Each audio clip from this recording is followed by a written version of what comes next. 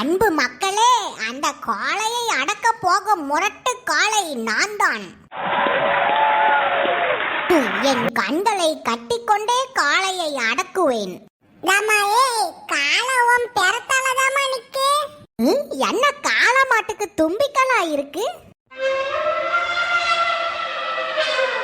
சுவாலி முடிஞ்சது போ.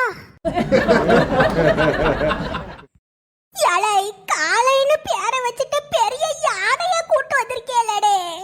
ஏமா கமான்மா, பாகுபலி படத்துல வர பிரபாஸ் மாதிரி யானை மேல ஏறி நெல்லுங்க. பாகு பள்ளி படமா? ஏமா என்னமா யோசிக்கிய? பாகுபலி படத்துல வர்ற யானை மேல ஏறுற மாதிரி ஏறுங்க, யானை உங்களை ஒண்ணும் செய்யாது. என்னடி சொல்றா?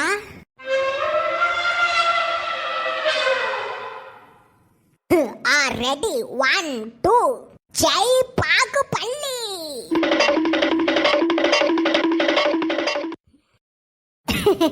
ஐயா நான் ஜெயிச்சிட்டேன்.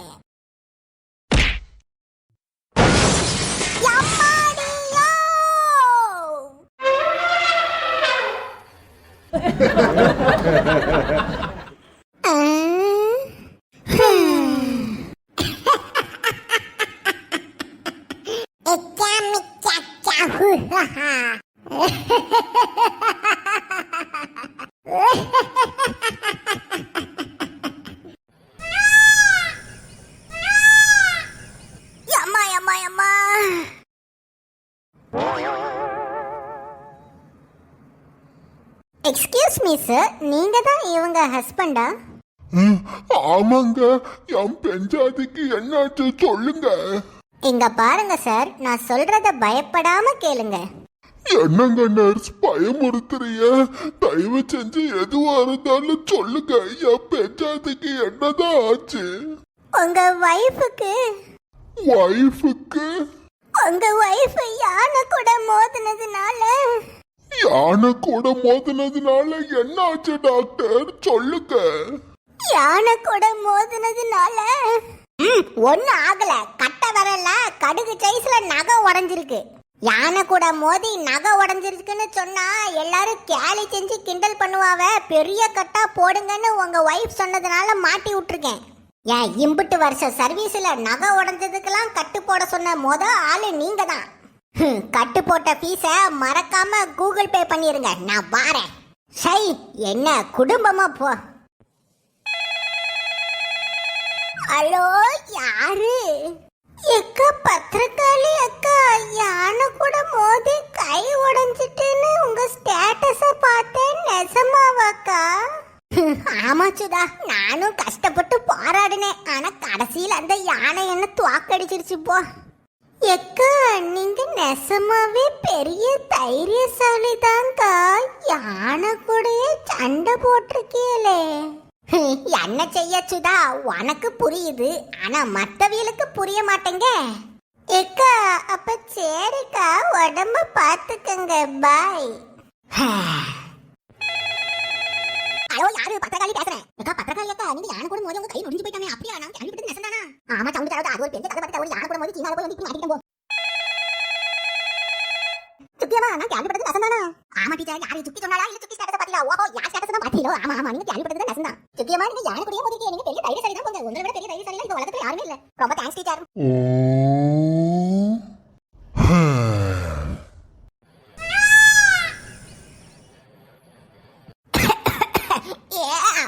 காலையில இருந்து போன பேசி பேசி தொண்டையே தட்டி போச்சு போங்க. அட கடவுளே, மறுபடியும் போன் போடுறாவளா? ஹலோ சொல்லுங்க, பத்திரக்காளி தான் பேசுறேன். ஏமா, நான் தாமா சாமியார் பேசுறேன். சாமியாரா? ஆமா ஆமா, சொல்லுங்க தம்பி. ஆமா, யானை கூட மோதினதுனால கை நொடிஞ்சிட்டு. ஏமா, நான் அத பத்தி பேசலாமா? இப்போதான் அந்த சீன மன்னர் சிங் ஹாங் ஹூவோட வரலாற்று புத்தகத்தை படிச்சேன். இந்த புஸ்தகத்தை படிச்ச பிறகுதாமா ஒரு திடுக்கிடும் தகவல் கிடைச்சது. இந்த போட்டியில நீங்க ஜெயிச்சிங்கன்னா தங்கத்துல ஆன ஒரு வீரரோட சிலைய தரேன்னு சொல்லிருப்பாவளே. தங்க சிலையா? இந்த போட்டியிலே வெற்றி பெறுபவருக்கு நமது மன்னர் சிங் ஹாங் ஹூவின் வாரிசான பிங் ஹாங் ஹூ இந்த தங்கத்திலால் ஆன சிலையினை வழங்குவார். ஆமா தம்பி, சொன்னாவ எனக்கு இப்பதான் ஞாபகம் வருது. அப்போ நான் நினைச்சது சரியா போச்சு. ஏமா, இந்த வரலாற்று புஸ்தகத்துல என்ன எழுதியிருக்குதுன்னா, பல வருடங்களுக்கு முன்பு சீன மன்னர் இறந்த பிறகும் தன் ஆத்மா இந்த உலகத்திலேயே இருக்கணுங்கிறதுக்காக பல மந்திரவாதிகள் மூலியமா தனது ஆத்மாவை அந்த சிலையில அடைச்சி வச்சிருக்காருன்னு போட்டிருக்குது. என்ன தம்பி சொல்றிய? ஒண்ணுமே புரியல. ஆமாமா, மறுபடியும் அந்த எலும்புகோட அரசன் இந்த உலகத்துக்குள்ள வந்துடக்கூடாதுங்கிறதுக்காக தான் உயிர் போனாலும் தனது ஆத்மாவை அந்த சிலையில பத்திரமா தன்னைத்தானே அடைச்சு வச்சிருக்கிறாரு. அதனால அந்த போட்டியில நீங்க ஜெயிக்கணுங்கிறது ரொம்ப ரொம்ப அவசியமானது. அதான் குவாலிய பத்தி அனுப்புற மாதிரி என்ன பத்தி அடிச்சு அனுப்பி விட்டுட்டாவளே, பிறகு என்னத்தை செய்யறது? முயற்சியை மட்டும் கைவிட்டுறாதியம்மா. அந்த போட்டி தொடர்ந்து 3 நாட்கள் நடக்கும். முதல் நாள்ல தான் நீங்க தோத்துருக்கிய, இன்னும் 2 நாள் இருக்கு. எப்படியாச்சும் அந்த போட்டியில ஜெயிச்சு காளையை அடக்கிருங்க. அட என்ன தம்பி, ஏதோ கட்டெருப்பு கூட மோதி செய்யின்னு சொல்ற மாதிரி சொல்றிய. காட்டு யானை கிட்ட மோதி என்னடி ஜெயிக்கிறது? இங்க பாருங்கம்மா, நீங்க என்னடியாச்சும் அந்த போட்டியில ஜெயிச்சு அந்த சிலையை கைப்பற்றியே ஆகணும். இல்லனா உங்களுக்கு வேற வழியே கிடையாது. முயற்சி உடையார் இகழ்ச்சி அடையார். நான் போன வைக்கேன். பாய். நல்லா அடையாறு போங்க. எட்டி சாமியார் என்னட்டி சொன்னாவ? நான் மறுபடியும் இந்த போட்டியில பங்கேத்துக்கணுமாங்க. சோ ஆண்டவா. ஆக்ஷன். எப்படி இருந்தனா இப்படி ஆயிட்டேன்.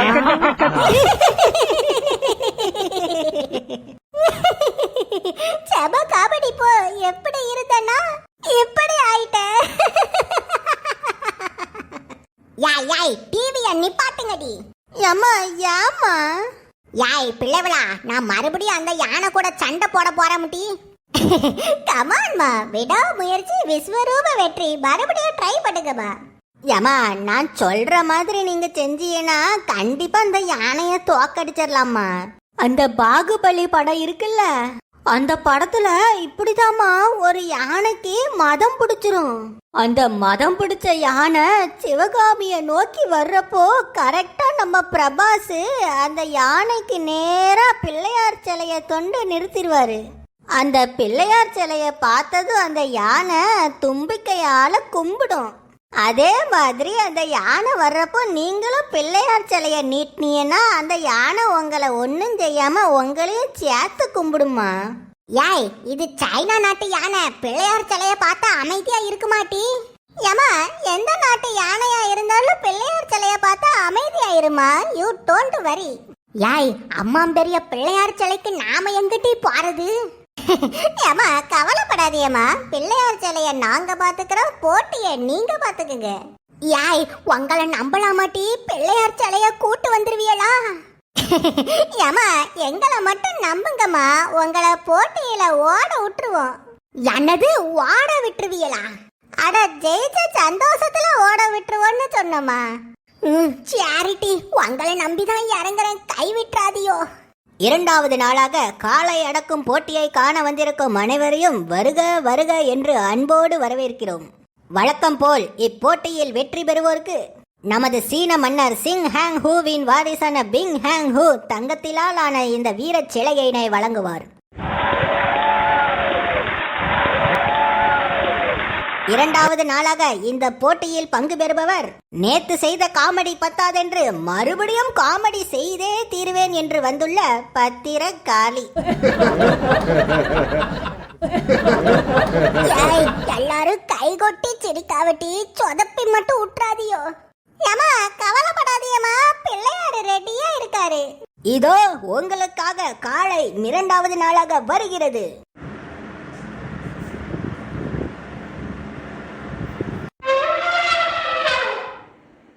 எம்மாடி, நேத்தை விட இன்னைக்கு யானை ஆக்ரோஷமால இருக்கு.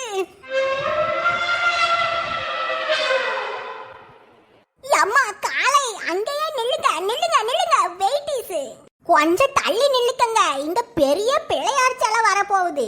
யாய், என்னட்டி முழிச்சிட்டு இருக்கிய? சீக்கிரமா அந்த பிள்ளையார் சிலைய நவுத்தி விடுங்க. இந்தாங்கம்மா, கேட்ச் இட். அஹுய். யாய், என்னடி செஞ்சிட்டு இருக்கா? சீக்கிரம் போடு. ஏமா, பிள்ளையார போட்டுட்டமா, கீழே குமிஞ்சு பாருங்க. தூக்கி போட்டுட்டியா? யாய், பிள்ளையாரையே பூத கண்ணாடி வச்சுதான் பாக்கணுமாட்டிக்க, செத்தோண்டு இருக்கு. ஏமா, கீ செயினா அப்படிதாமா இருக்கும், அட்ஜஸ்ட் பண்ணிக்கங்க. என்னது கீ செயினா?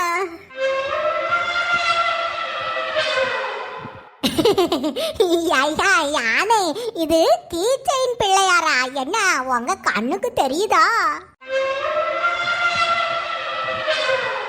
ஐயா காளை யானை, நான் வேணா உங்களுக்கு பூத கண்ணாடி வாங்கி மாட்டி விடட்டா? மன்னிச்சுக்கங்க யானை, பாகுபலி படம் 200 கோடி ரூபாய் பட்ஜெட். ஆனா நம்ம படம் வெறும் 10 ரூபாய் கீச்சைடு பட்ஜெட் தான். மன்னிச்சுக்கோங்க.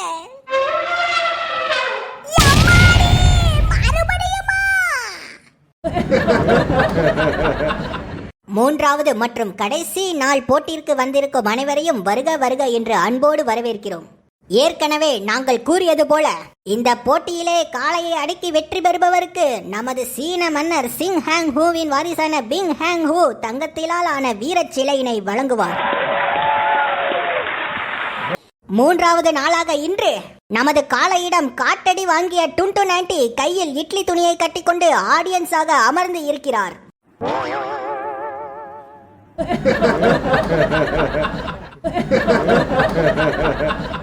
ஏமா ஏமா போட்டியிலிருந்து விலகிட்டிய? முயற்சி உடையார் இகழ்ச்சி அடையாருமா? ஏய், இப்படியே முயற்சி உடையார்னு சொல்லியே முகத்துல 30 கட்ட மாட்டி விட்டுட்டியடி. கம்முன்னு பேசாம இருங்க. நமது போட்டியில் மூன்றாவது மற்றும் கடைசி நாளாக இன்று பங்கேற்கவிருக்கும் நபர் மூச்சி. என்னது மூச்சியா? இவளா? எட்டி 10, உனக்கு இவளை ஏற்கனவே தெரியுமோ? தெரியும் மாவா. என்னங்க, இந்த பொம்பளை தாங்க அந்த ஏர்போர்ட்ல பலூனை உடைச்சதுக்கு போட்டு பப்பாளி பழத்தை புளியற மாதிரி புளிஞ்சு தள்ளிட்டா. ஆமாடா மகனே, இந்த பொம்பளை கிட்டதான் உன் பண்டாட்டி பயங்கரமா செம்ம அடி வாங்கினா. பார்த்தாலே சந்தோஷமா இருந்துச்சு போ. அடேங்கப்பா, 2 பேரும் யானை மாதிரி தான் இருக்காவ. ஏ அம்மா, இவ யானை ஒசரத்துக்கு இருப்பாளாட்டிக்க. இனிமேதான் போட்டி சூடு பிடிக்க போகுது.